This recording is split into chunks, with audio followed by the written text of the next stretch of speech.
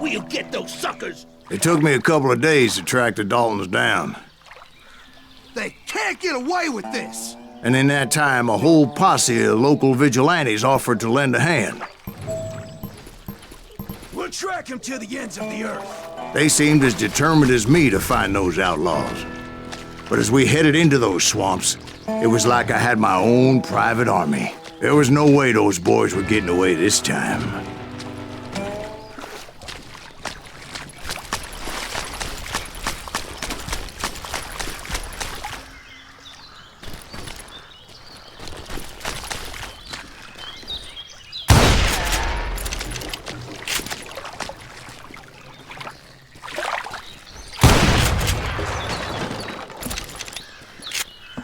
It was early fall, right?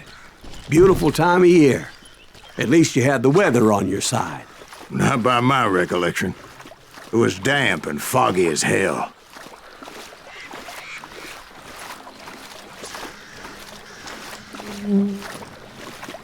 It was tough to stay on a true course, so we kept an eye out for landmarks.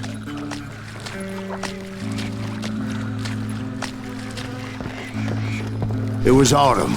The maple trees were in full color, red as blood.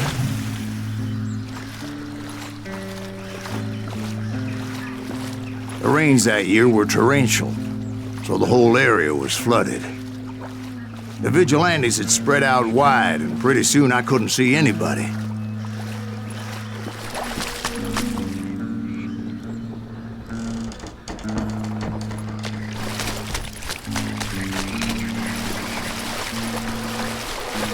Bury them in the snow! Plant them where they stand!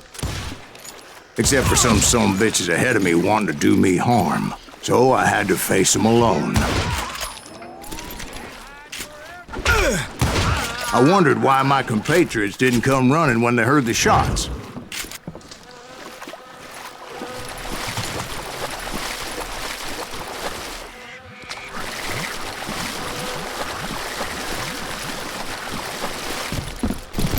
So did you find the Daltons? Not yet, but I did have the questionable pleasure of meeting a few of their friends.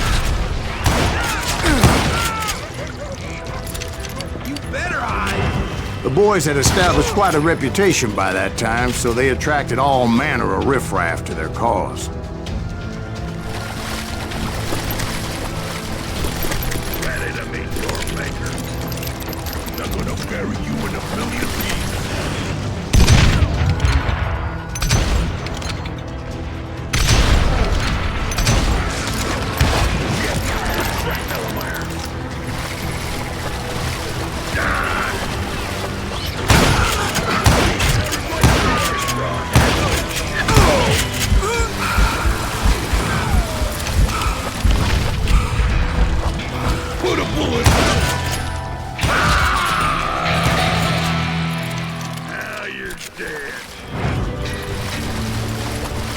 Point being, I was under serious attack, and my reinforcements was nowhere to be seen.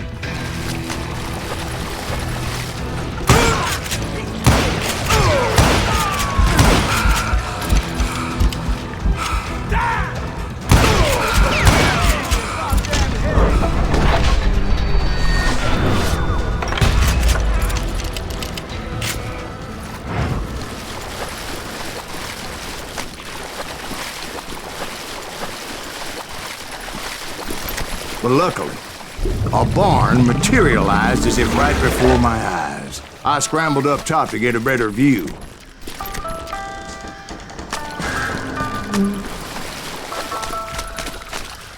But just ended up falling inside. So, how did you get out? The barn doors was open. About right then, I saw some suspicious characters running for the bushes. Of course, I followed them. But that goddamn swamp was like a goddamn maze, and pretty soon I had no goddamn idea where I was. Steve? So I just started walking, and pretty soon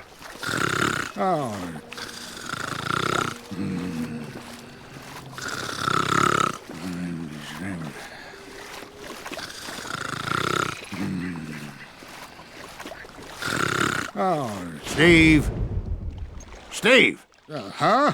Oh, no, I'm listening. Indians surrounded me from all sides.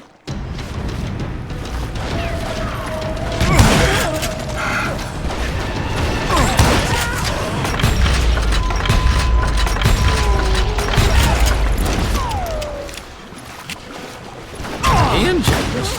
There were Indians. No. I just wanted to make sure Steve was paying attention. Now, where was I? You were following the Daltons through a swamp? That's right. See, Steve? Dwight's paying attention. No, I'm listening. I was just resting my eyes. So, where was I? The Daltons. Right. See, there's a reason so many outlaw gangs are made up of brothers. Being a brother is a very sacred thing. It's a bond like no other.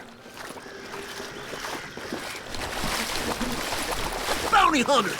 Stop that, son bitch! Get him! So did you ever find the damn Daltons? Not yet, but I did find a few of their cousins. You Kansans breed like rabbits. More Smiths or Heimhoffers or who knows what. But hell, what's more important than family? I bet Ben knows what I'm talking about. Somebody kill that son bitch!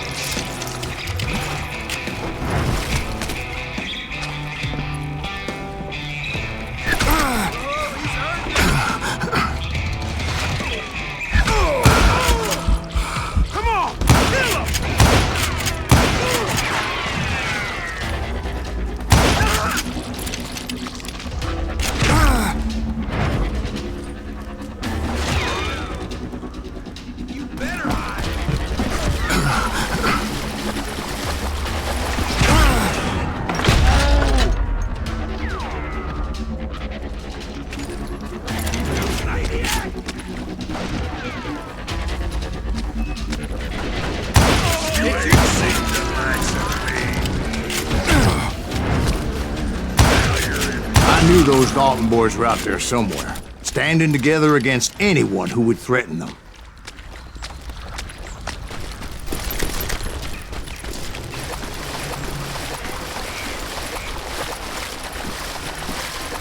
And that's when I saw it. A goddamn steamboat. A steamboat in a swamp? Yeah, Steve, but this wasn't much more than a wreck, really. But how'd a damn steamboat end up in the swamps? Guess it floated off during the flood of '89. Now, was it a stern-wheeler or a side-wheeler? What? Does that really make a difference, Steve? It was a steamboat with a goddamn army on board. It was then that a fusillade of bullets come raining down from on high. And those vigilantes who accompanied me weren't anywhere to be found.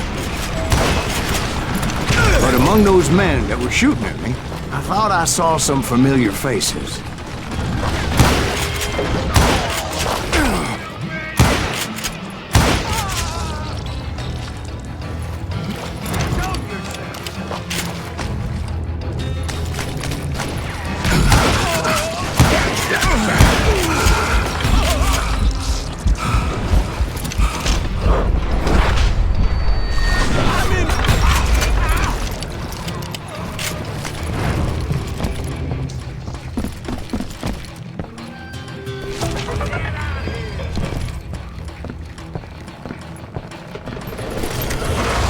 Somewhere up there, the Daltons were waiting on me.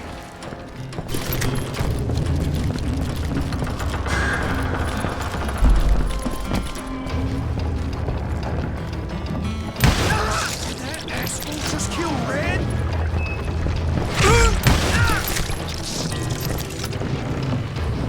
Sounds like you don't give up too easy. That's the kind of man I am, Ben. I set out to do something. I do it. Surrender just ain't in my nature. Plus, I'm stubborn as hell.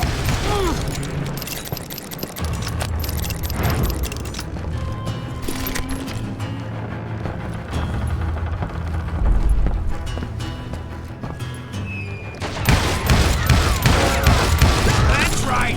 Run!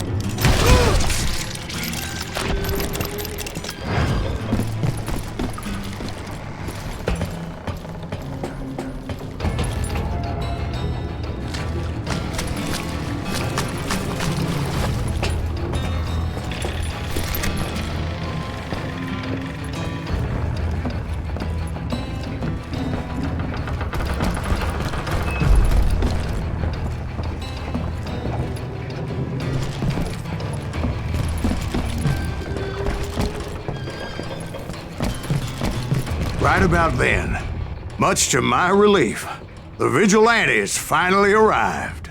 Their leader motioned at a cabin in the middle of the top deck, pointing me directly at the Daltons. I finally had them, after months of dogged pursuit.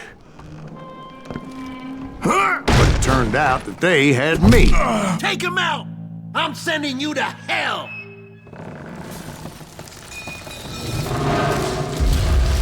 The Daltons had played Not me so like a tough after fiddle. all, is it? Apparently, the vigilantes were on their damn payroll. They didn't just want to shoot me. They wanted to burn me alive. But finding my way out of a burning labyrinth proved to be quite a challenge. It was a riverboat, right? I mean, it's not like it was a goddamn ocean liner. Well, yeah, but I was in a Did you fight. hear about that ship that's gonna launch next year? Largest one in the world. You're talking about the Titanic. If you ask me, it's too blessed big. I don't think it'll even float. So anyway, Don't be stupid, Steve. They know what they're doing. They say that the Titanic is unsinkable. oh God, But getting back to that steamboat, how'd you get off it, Mr. Greaves? I took in a lot of smoke that day, so I admit my recollection might be a bit hazy. But somehow I managed to finally disembark. I was coughing up smoke and pretty damn pissed. I was done playing games with those boys.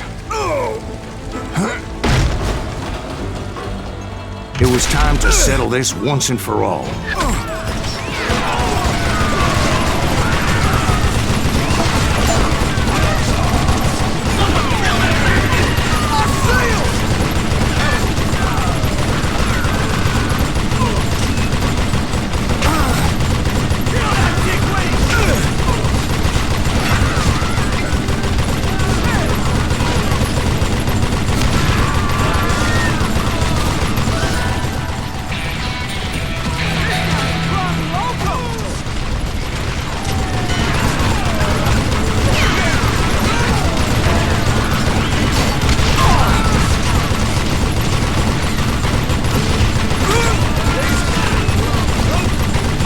Bob and Grat weren't about to come at me one at a time.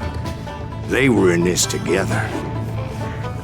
Two brothers side by side, determined to take me down. Confident that this time the odds were on their side.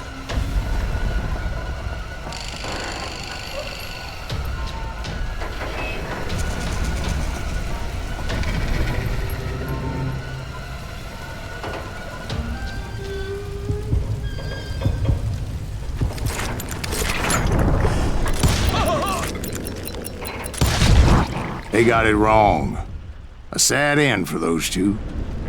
If they'd only known that Emmett was still alive despite his wounds. Paroled 14 years later, he moved to California and sold real estate and lived off the legend of that fateful day. And the tragic death of his two brothers.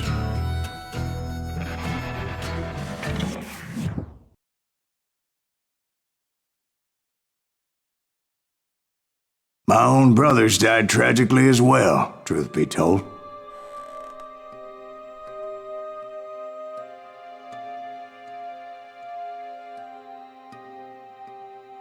It was 1868, and me and my older brothers were pulling a tidy profit running cattle into Juarez, Mexico.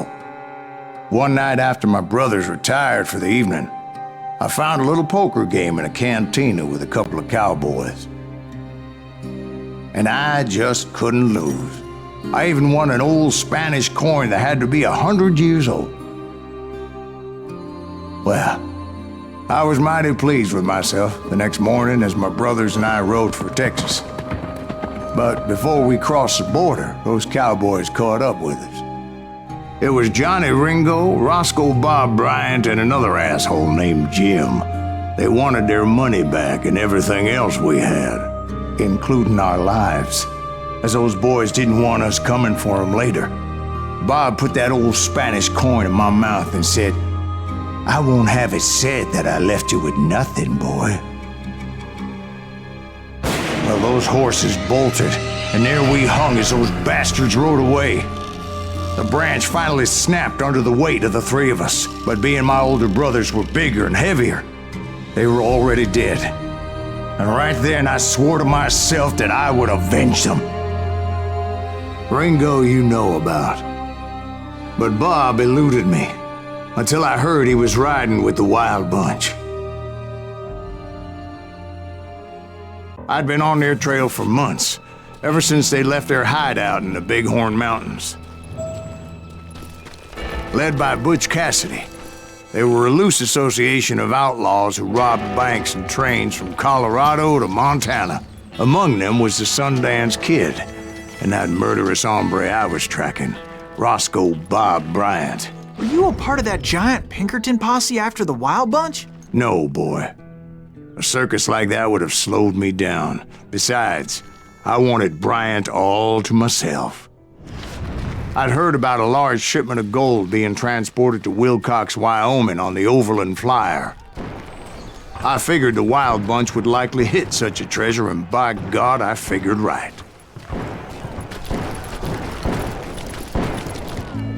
They blew the bridge with the intention of forcing the train to stop. Well, I assumed the Wild Bunch was likely in the still intact part of the train high above, so I had no choice but to make my way up through the passenger cars dangling down. I was determined to make that sumbitch Bob pay for what he did to my brothers.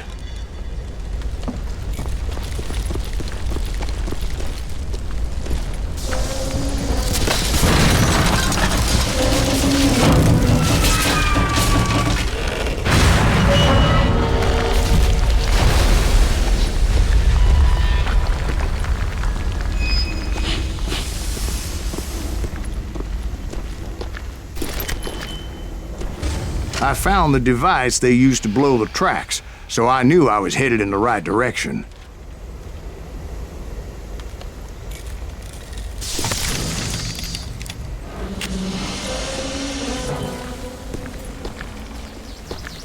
My ears are still ringing from blowing up that bridge. What'd you say? I can't hear a goddamn thing. Well, I made my way off unscathed and came upon a few members of the gang and had no choice but to dispatch them. Who's that son of a bitch? Is that goddamn Pinkerton? From there, I had to negotiate an even more precarious route. But first, I would need to get my ass out of there.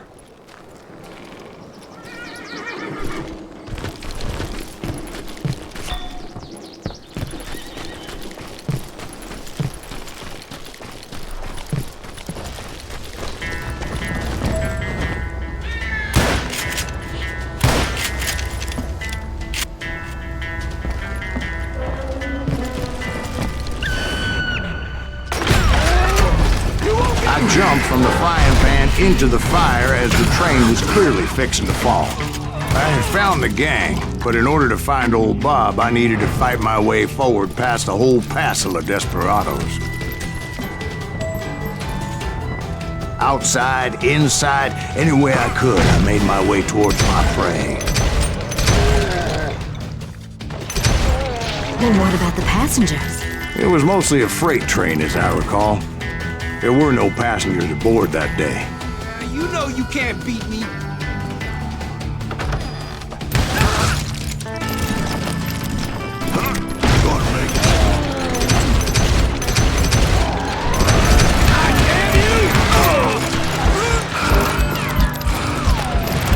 Murderous bastard!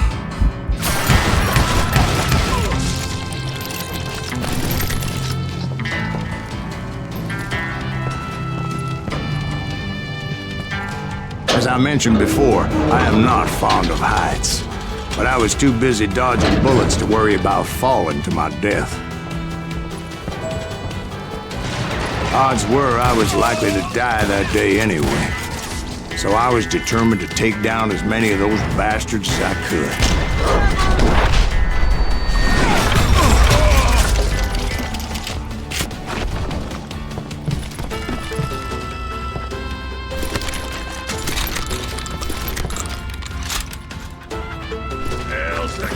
At times, it was like shooting ducks in a shooting gallery.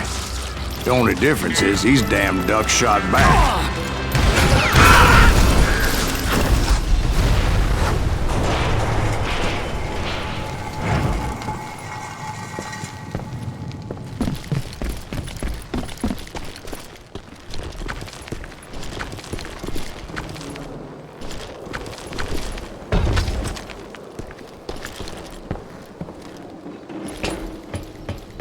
I kept hoping the law would show up and give me a You hand. mean like that giant Pinkerton posse that I read about? Did they come riding in, guns a-blazing to help?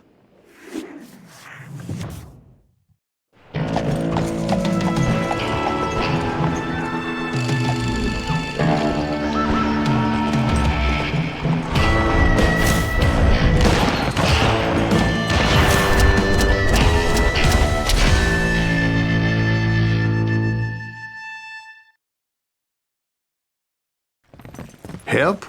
From the Pinkertons? No, son. I had to fight the wild bunch all by my lonesome, as usual. Who the hell is that?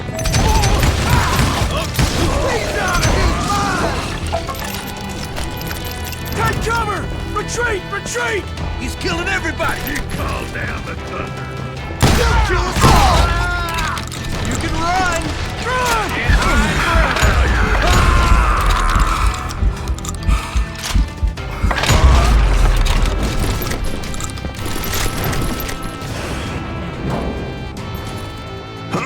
What a bunch of boy!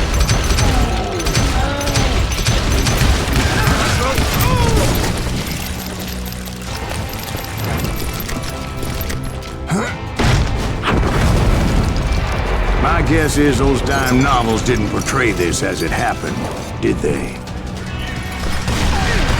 Only a few stragglers were left. I had to cut them down pronto if I was gonna stay on old Bob's trail.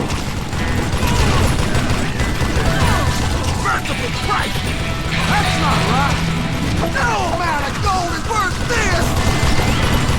Ready for a miracle? This you wanna live?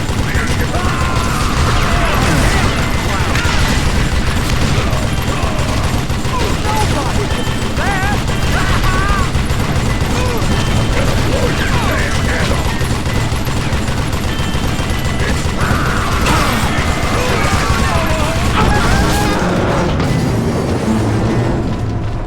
Once I silenced all those guns, I went searching for my nemesis, determined to finally have my justice. But the only survivor who welcomed me was George Flat-Nosed Curry. Who was he? The fastest gun in the gang. Right after Sundance, I mean.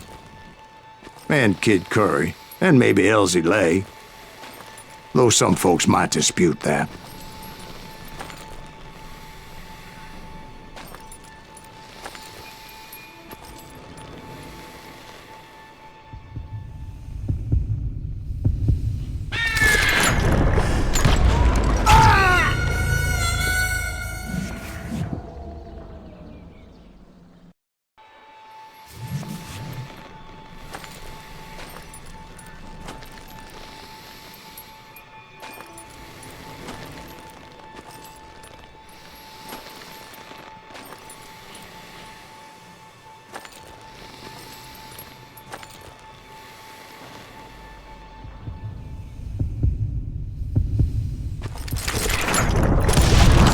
On that very same day, Butch Cassidy and the Sundance Kid decided to leave the Wild Bunch behind and decamped for South America.